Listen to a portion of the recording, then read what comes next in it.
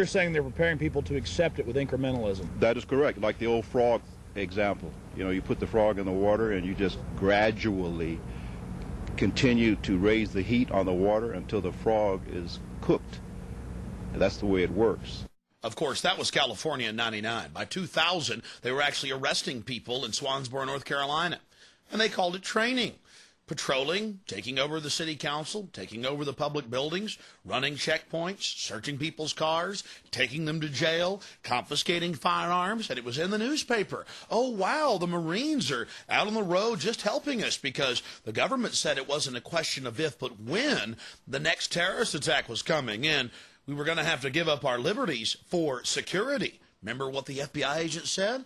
Are you going to have to give up your rights? Maybe, maybe. Preparing the cadres, searching people's cars, taking people to jail. Is this Russia? Is this Mexico? No, it's the new America. Search the vehicle right now. 3 Alpha, this is CP. We copy your last. Stop the vehicle. Have 2 male detained. Keep us abreast of what is going on with the situation. Copy? Roger, I copy. Well, I'm glad the Marines are learning how to do their police work, and, well, here's 2 of the troublemakers now that they've apprehended. We showed you California in '99, and of course, what was happening in North Carolina in 2000 in Swansboro. This is Hebron, Maryland, back in 1998, where they had the children running around in these little white T-shirts, and they were publicly training them to go around and find out where the gun owners were. We interviewed the commander of the Marines, and he admitted they were doing house-to-house searches with volunteers for weapons sweeps. When we talked to the Marines on the ground, they admitted that this was for a domestic takeover, to fight domestic insurgents, patrolling America, taking over the city council, taking over the town hall, working with the local police, total acclimation, total integration, total downtown Moscow, USA. And of course they had an obsession with the youth. Large gangs of young children roving around day and night with the police and the Marines looking for the insurgents. And of course there were hundreds of them marching around in plain clothes. America needs a secret police, don't we? Understand, this goes against the very grain of what it is to live in the United States. And I'm not against our police or our military.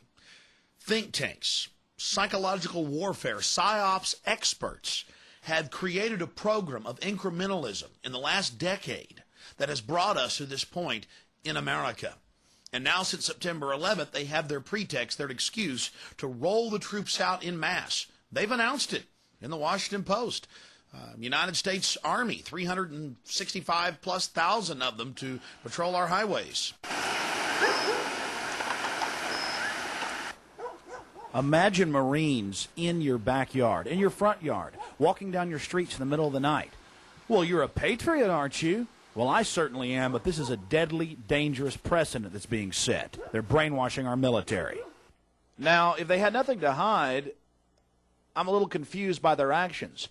The police began to get more and more aggressive as the night wore on, simply because this average Joe Q citizen was trying to catch some videotape of the bizarre activities. Oh, nothing. I just said I didn't have it on then anyway. I was talking to you. I didn't have it on.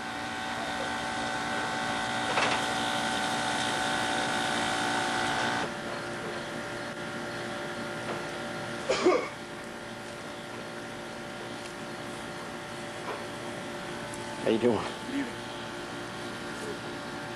What's that? It's a good evening. How you doing, sir? Very good. Yourself? Hey. How you doing? Not bad. Were you the same guy that was here earlier? Here's an article from February 2002 as we make this documentary. Marines are occupying multiple cities in the continental United States. And yes, they're engaging in strategic deception against the population. Jenny Holbert, the Marine Corps Warfighting Laboratory spokesperson, told the public that, oh, this is the first time we've done something like this. It's very unusual. We've never been in an American city. We've never done urban warfare training in an American city before. Oh, no, just a couple hundred times. With the local police, again, searching houses, searching cars, doing a mock takeover. The Army War College called for foreign troops to occupy the United States back in 1999, and now George Bush has actually done it. That's an article from the CBC. They want hundreds of thousands of foreign UN troops on our streets. You're not for the terrorists, are you? And they want 350,000+ U.S. troops to, quote, patrol the U.S., to patrol our highways, our neighborhoods, our communities. In total violation of posse comitatus. They admit that they're actually scrapping the law prohibiting troops. Not that it even matters, they're already militarizing our police. Our team was in Swansboro, North Carolina back in 2000. In February of 2002, 2 Special Forces trainees were killed by a sheriff's deputy. And you ask why? They were trying to disarm him. They were trying to take over local law enforcement. This is the new type of training that our military are being given to overthrow the civilian government, the elected government, right here in the United States. And shockingly enough, there were actually 2 cases of this in the same week in North Carolina where they were being trained to overthrow the civilian government. Over to your right also!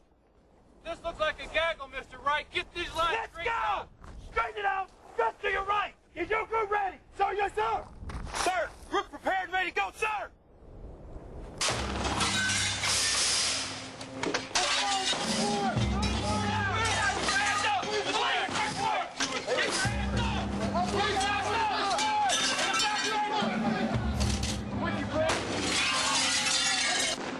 Every day in America, militarized SWAT teams kill innocent people, and they're rarely held accountable. More often, they kill their own officers, and still they're not held accountable. What's happening in America? How did they become so militarized? We interviewed a former Marine Corps officer who in 1989, while he was in the Marine Corps, was serving search warrants on American citizens' homes and businesses. So start at the beginning for us.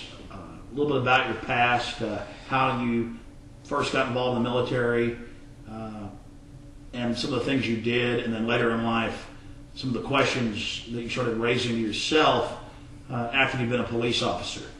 Okay.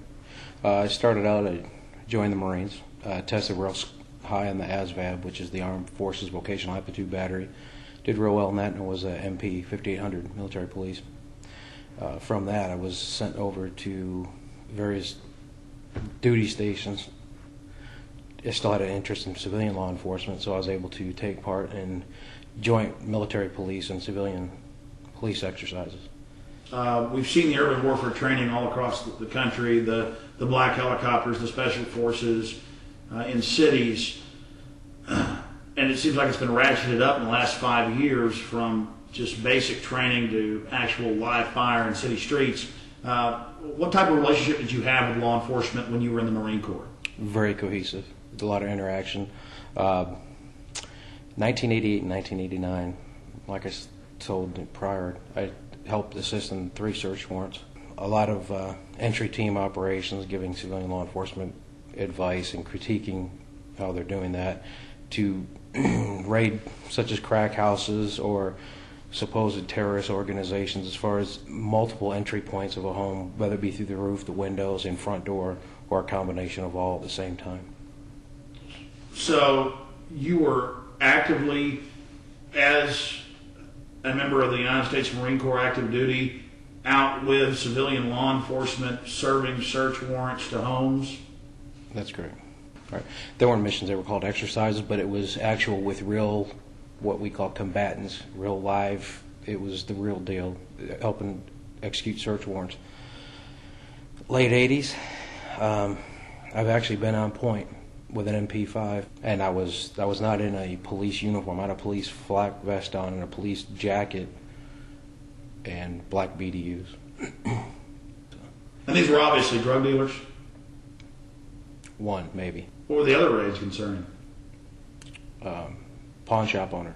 One was a pawn shop owner, and the other was for joint working with ATF.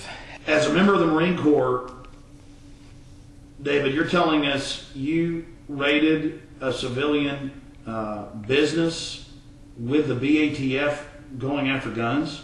It was the business owner's home. Oh, the business owner's home. The homes were civilian homes and some upper middle class to white collar homes. One was a warehouse facility. Later on in life, you got out of the Marine Corps, you got into law enforcement. Is that